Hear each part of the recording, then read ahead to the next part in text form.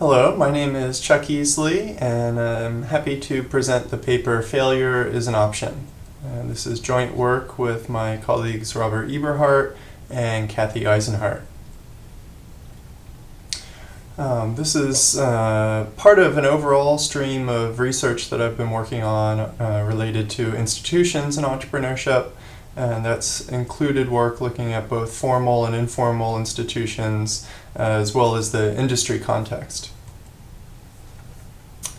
The motivation for this paper really starts with the importance of looking at the institutions that govern firm failure and bankruptcy as a policy tool for promoting more high-growth entrepreneurship.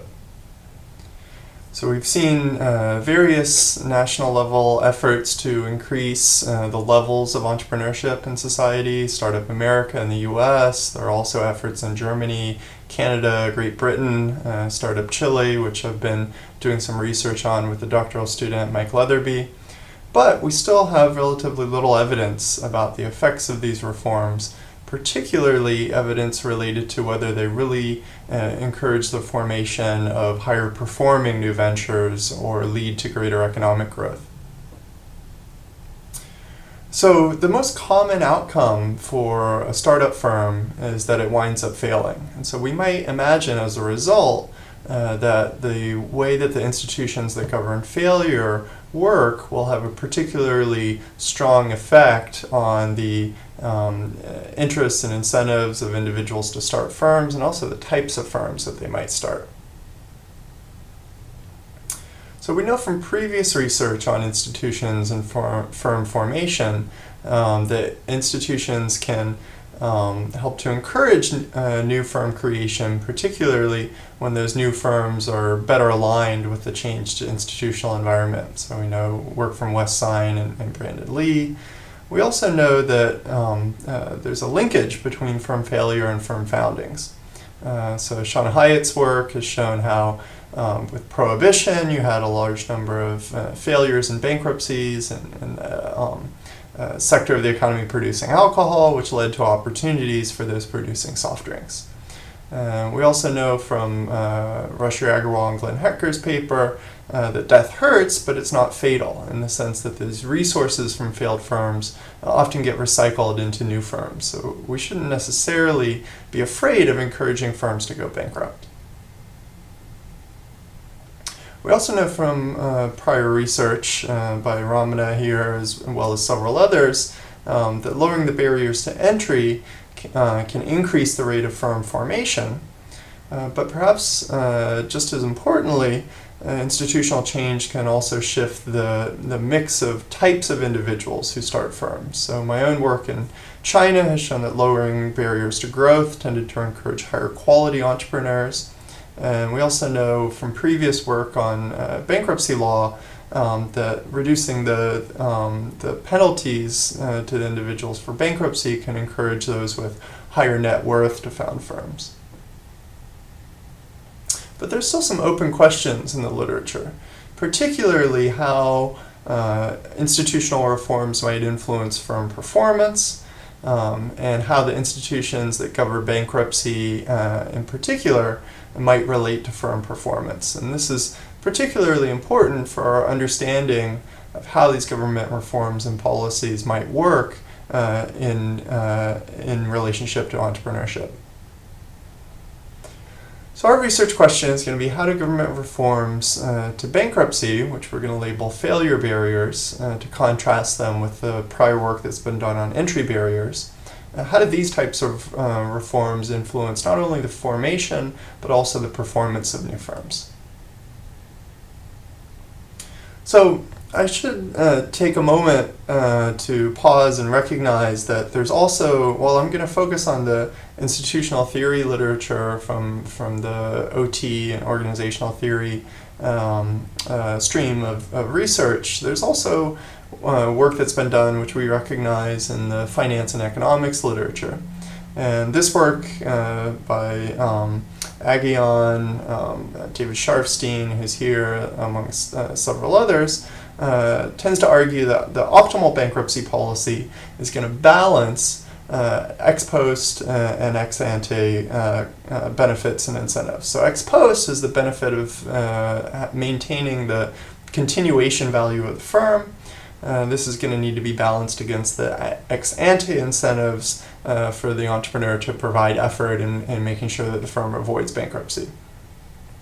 And so the argument has tended to be that if you have more entrepreneur-friendly bankruptcy laws, then this is going to have unintended consequences because it will wind up with the banks having to charge higher interest rates and result in fewer startups.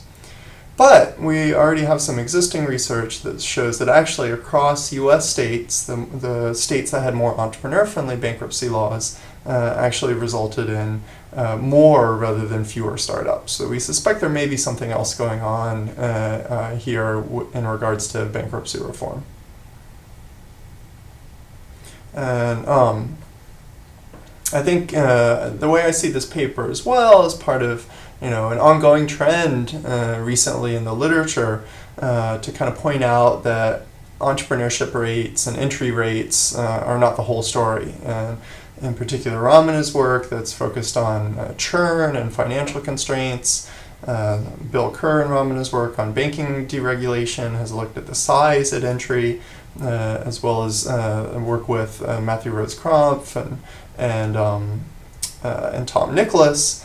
They've looked at innovation outcomes. And so I think there's a real growing interest in looking at some of these outcome measures beyond just starting more firms, that it might be more about the quality of the firms.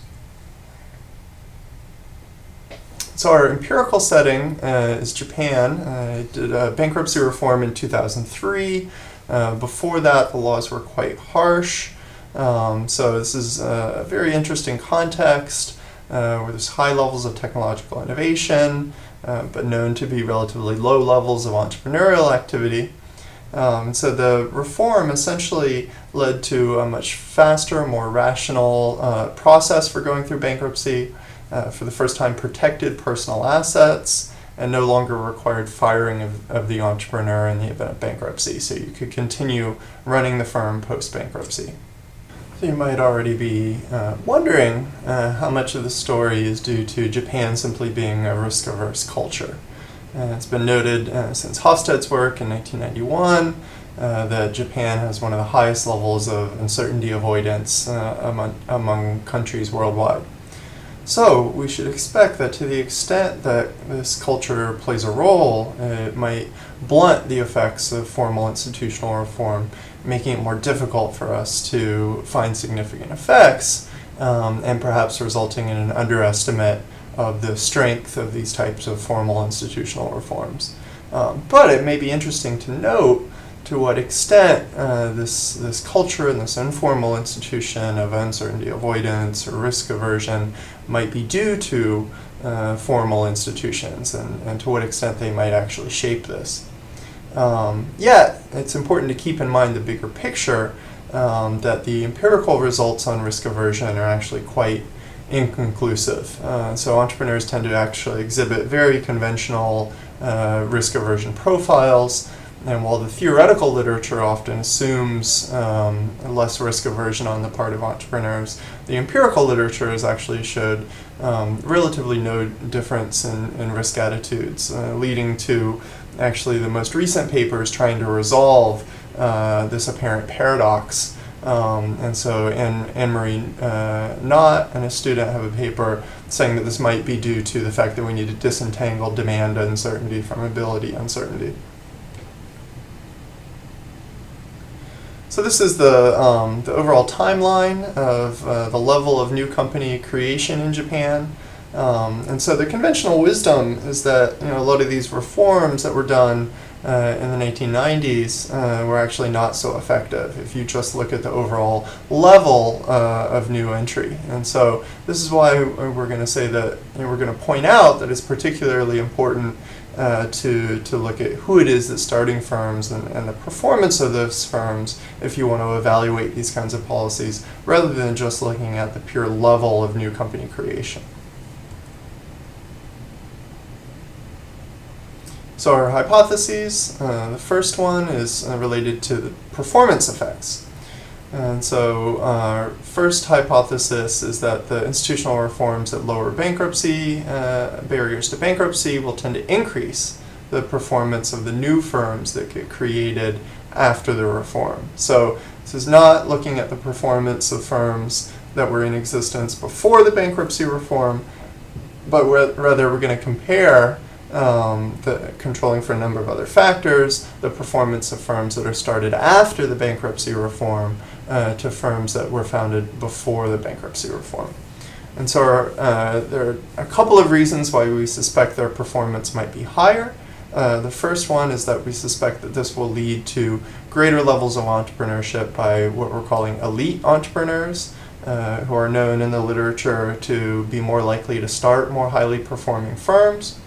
And the second reason is that these entrepreneurs will be able to pursue better entrepreneurial opportunities and manage more effectively when they're managing for growth, rather than to try to avoid harsh terms in bankruptcy. Second hypothesis is related to failure effects, and so we suspect that after reforms lowering barriers to failure, unsurprisingly, we should see an increased likelihood of bankruptcy, and we suspect that this will be particularly true amongst elite entrepreneurs who no longer have to try to avoid bankruptcy and can go ahead and allow these poorly performing firms to go bankrupt, freeing them up to start new, more highly performing, greater opportunity firms afterwards. So when you lower the time, effort, cost, and personal consequences of bankruptcy, those who have more at risk to lose will be particularly more likely to file for bankruptcy. And the elites also have much better career alternatives and access to new opportunities, so they're more likely to want to shut down these underperforming firms and move on to new opportunities. Our third hypothesis is that the institutional reforms that lower the barriers to failure should increase the likelihood that these elite individuals will start firms. So this is part of our story for the first hypothesis of why we expect greater performance. So the less elite entrepreneurs are more likely to be pushed into entrepreneurship by difficulties in finding a job, and so they're more likely to be influenced by decreases in barriers to entry. Elite entrepreneurs, on the other hand, should have greater access to capital to be able to enter entrepreneurship, but they have higher opportunity costs, and so they're more likely to be pulled into entrepreneurial careers by more attractive opportunities. And so for elite entrepreneurs, that reduction in risk that comes with a less harsh bankruptcy law should disproportionately influence them, since they face higher risks due to their wealth levels and also their opportunity costs and reputational impact. So turning to the data that we're going to use to test these hypotheses, in terms of looking at Japan, we expect that these results should be fairly generalizable. The Japanese economy is strikingly similar to the US as well as other advanced economies. They're also similar to the US in terms of the corporate law, national wealth levels, foreign direct investment, imports, exports, government debt, and the laws are even more similar to the US after an era of reform in the 1990s following the financial asset crisis. So just to foreshadow what we wind up finding in the general univariate statistics, after the reform, bankruptcies increased overall and were particularly frequent in IT, services, and finance industries. And the proportion of those declaring bankruptcy that were founded by alumni of elite universities saw about a 20% increase. So these are the numbers for the bankruptcies before the reform as well as after the reform. And in terms of foundings, these are the numbers before and after the reform. So you can see that the post-reform, the elite university alumni were significantly more likely to found firms, and that the cumulative average sales growth was significantly higher, so the performance was a lot higher. So it's nice when you can see the results just in the basic descriptive statistics, although of course we're going to go on to do some regression analysis to show them more rigorously. So our methods, we're going to use a natural experiment. We have a sample of, starts with about 50,000 Japanese corporations from the leading Japanese credit agency, the Tokoku Databank. You can think of this as very similar to the Dun & Bradstreet database from the US. We're going to include all industry groups, but we're going to exclude any subsidiaries and any non-operating companies where they never have any sales or any employees. And so we're not going to capture the very earliest stages of unorganized firms. So we're not going to capture two guys in their garage, but only those who actually incorporate and have some activity around the firm. We're going to use differences and differences, where the first difference is pre and post reform, and the second difference is going to be looking at a subgroup of firms that we expect to be less impacted in theory by the bankruptcy reform, but that should still be influenced by all of the other macroeconomic and cultural trends that are going on. And so those will help us to more precisely isolate the impact of the bankruptcy reform from all of the other factors that might be influencing the Japanese economy. And so this differences and differences estimator relies on the assumption that in the absence of a reform, the trends would have been similar across both the treatment and the control groups. And so let me show you. And so what are we going to use? First of all, for the control group, we have two different control groups where I'll be able to show that the results are robust. The first is consulting firms, and the second is primary industries. So these are things like farms, coal mines, forest logging. So these tend to be less risky, passed from parents to children. And so we expect these to be affected relatively less by bankruptcy reforms because these are relatively more stable industries where bankruptcy is less common. And so this will allow us to better isolate the effects of this bankruptcy reform. And so in comparison to the control group, in terms of similar trends before the reform, you can see our control group is in blue. And relatively unaffected by the reform, but relatively similar patterns pre-reform relative to those from either elite or from non-elite universities. And you can see the effects for the alumni from elite universities are significantly stronger than those from non-elite universities. So our key variables, we're going to use differences and differences OLS first for the financial performance DV, which is going to be compound annual growth in revenues. And then we're going to use panel logit regressions for bankruptcy and also for firm foundings. And so our key independent variables are going to be those for elite entrepreneurs. And also obviously our dummy variable for post-reform founding. And then we're going to control for a number of conditions at the start of the firm, as well as time-varying conditions in terms of the macroeconomic environment.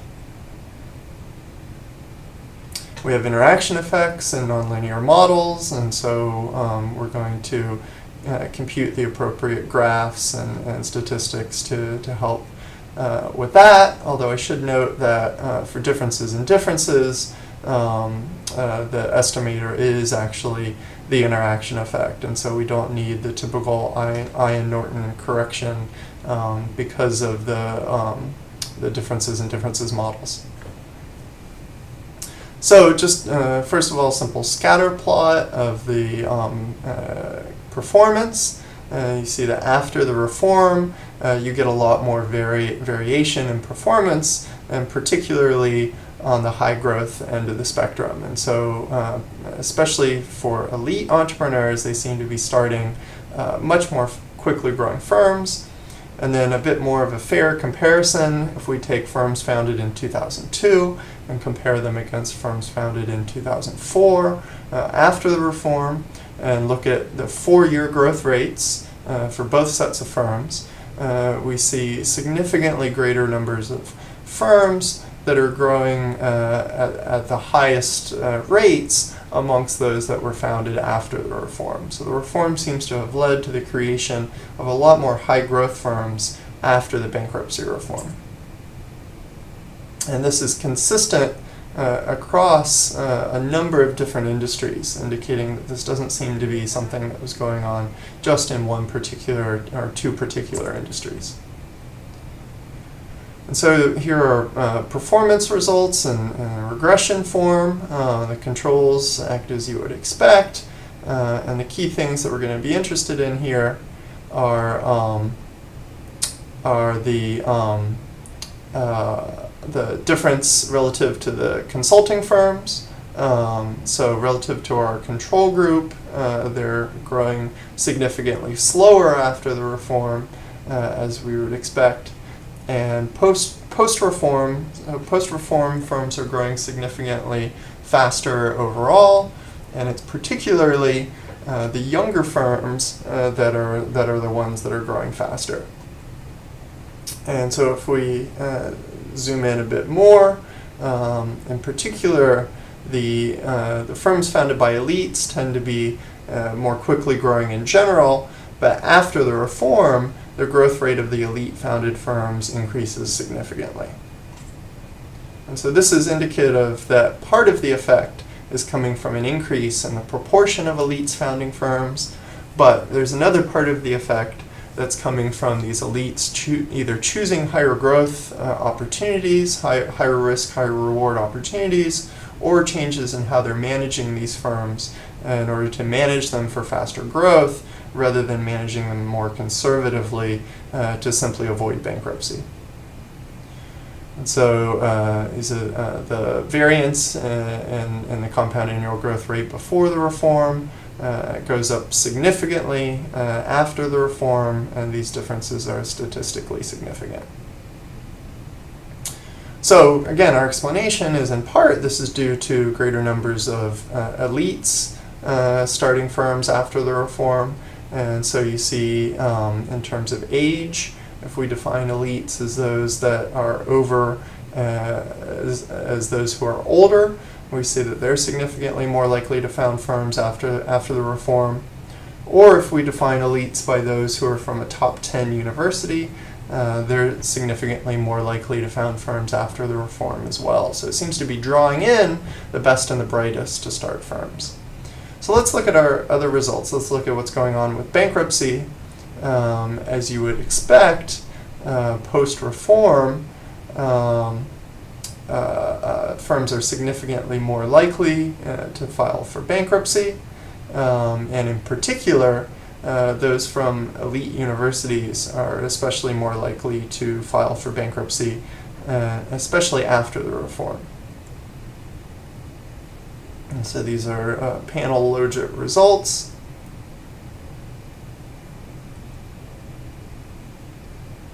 And again, you see that the alumni from these top 10 universities become significantly more likely to found firms. So not only are they significantly more likely to file for bankruptcy, but they're also significantly more likely to found new firms. So there's greater churn amongst these elite university alumni.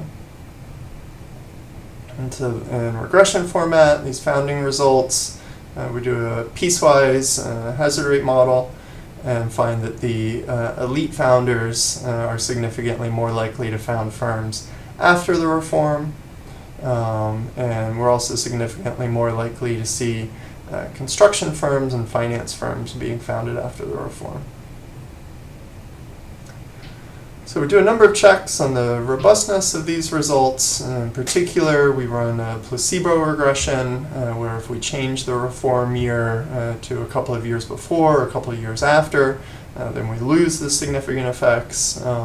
So this, along with the controls that we have for the macroeconomic environment, seem to indicate that this is not the result of some other reform that happened before or after, or the result of trends in macroeconomics or changes in the labor market or changes in cultural attitudes, which would tend to affect all levels of society equally.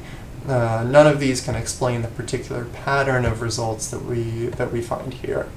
There were also earlier reforms, changes in Japan's commercial code and regulatory structure. These were mainly focused on the banking system and corporate governance more generally, and so they would be much more relevant to large banks and corporations and much less likely to affect individual entrepreneurs' decisions to either start or to terminate firms. We also ran robustness checks, kind of narrowing down the subsample more closely around the years of the reform, and we find results that are consistent with the analysis. So there's a few limitations, obviously. With the national level reform, it's hard to have a true control sample. It's been challenging for the field in general to parse the effects of multiple reforms cumulatively. Our measures of elites are somewhat limited to school and to age. And estimating, obviously, the larger social welfare implications is beyond what we're trying to do in this paper. But let me just quickly show you the results when we use a different control group. So I showed you the consulting firms before. If we use the primary industries as the control group, then we get similar results.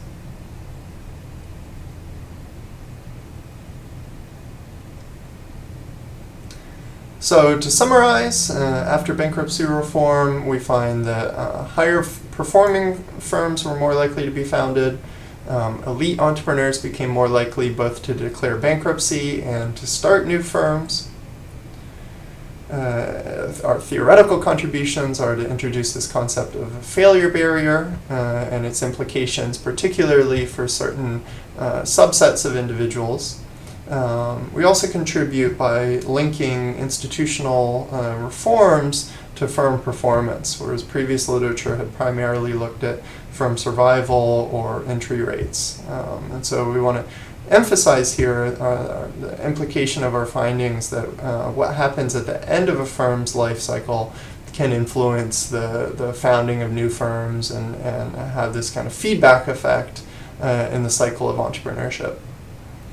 The policy insight is that bankruptcy law may be a particularly powerful policy tool.